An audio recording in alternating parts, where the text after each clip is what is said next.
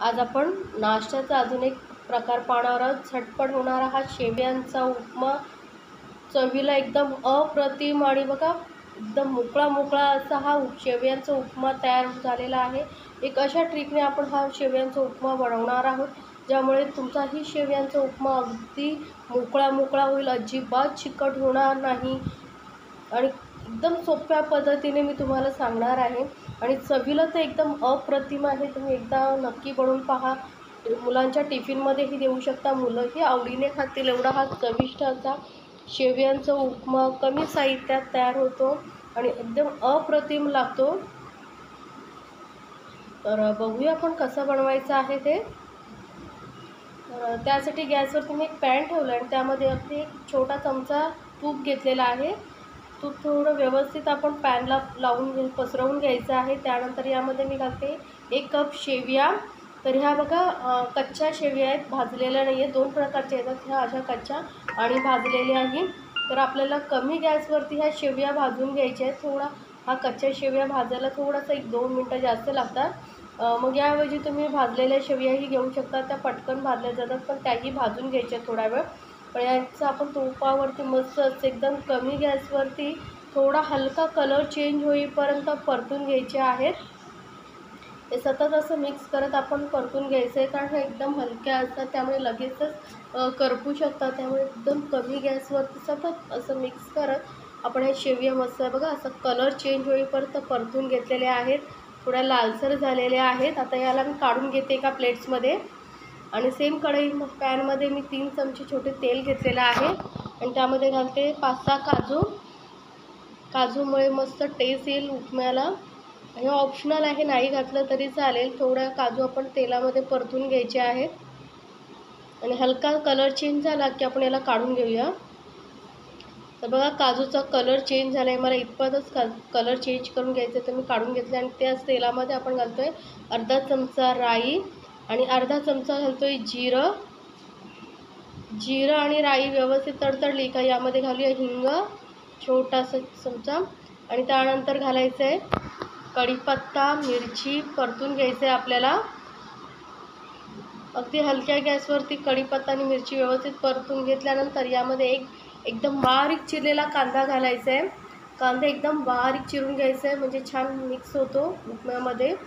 आणि आता कांद्याचा हलका कलर चेंज होईपर्यंत आपण कमी गॅसवरती परतून घ्यायचं आहे. कांदा हा लगेचच सॉफ्ट होतो, त्यामुळे जास्त वेळ आपल्याला गॅस फास्ट करून परतवायची गरज नाही आहे. आता बघा हलका कलर चेंज झालेला आहे. तर यावेळेस आपण यामध्ये घालूया आलं लसूण पेस्ट. तर इथे 1 छोटा चमचा मी आलं लसूण पेस्ट घालते आणि आलं लसूण पेस्टचा पूर्ण कच्चेपणा जाईपर्यंत आपल्याला परतून घ्यायचं आहे. मी दाखवलेल्या रेसिपी जर आवडत असतील तर चॅनलला लाईक, कमेंट आणि सबस्क्राईब करायला विसरू नका. सोबतच बेल आयकॉनवरतीही क्लिक करा, म्हणजे माझ्या नवीन रेसिपीची नोटिफिकेशन लगेचच तुमच्यापर्यंत पोहोचेल. आता आलं लसूण पेस्टचा कच्चेपणा निघून गेला आणि मस्त कांदा परतून झाल्यानंतर यामध्ये मी घालते 2 कप पाणी. आपण 1 कप शेवया घेतल्या आहेत, त्यासाठी आपण यामध्ये 2 कप पाणी घालतो आहे. पाण्याचं प्रमाण जर तुम्ही परफेक्ट ठेवलात ना तर तुमचंही शेवया एकदम मोकळ्या होणार, एकदम चिकट अजिबात होणार नाही. आता यानंतर मटार आणि गाजर मी थोडेसे असे उकडून घेतलेले आहेत. याचं प्रमाण तुम्ही तुमच्या आवडीनुसार कमी जास्त करू शकता आणि चवीनुसार घालायचं आहे मीठ. आता मीठ आणि हे घालून आपण याला 2 मिनटं चांगला वाफ देऊन घेऊया झाकण ठेवून. त्यामुळे काय होईल, गाजर आणि मटार ही व्यवस्थित थोडं ह्याच्यामध्ये मिक्स होतील आणि जे मीठ आहे ते व्यवस्थित लागेल गाजर आणि मटारला. त्यानंतर आता गरम चांगली उकळी आल्यानंतरच यामध्ये शेवया घालायच्या आहेत आणि शेवया घालून आपण मिक्स करून घेऊया. एकदम परफेक्ट रेसिपी आहे. यामुळे तुमची जो उपमा आहे एकदम मोकळा होईल. नाहीतर काय लोक काय करतात की शेवया आधी उकडून घेतात आणि मग नंतर बनवतात, त्यापेक्षा हे परफेक्ट आहे. रेसिपी तर नक्की बनवून पहा. तर वरून मी थोडीशी कोथिंबीर घातलेली आहे बारीक चिरलेली. आता याला परत कवर करून आपण 1-2-3 मिनटं वाफ देऊन घेऊया, म्हणजे जे पाणी आहे ते शेवया ॲब्झॉर्ब करतील आणि शेवया आपल्या शिजल्या जातील. तर बघा मस्त पाण्यामध्ये शेवया आपल्या छान शिजत आहेत.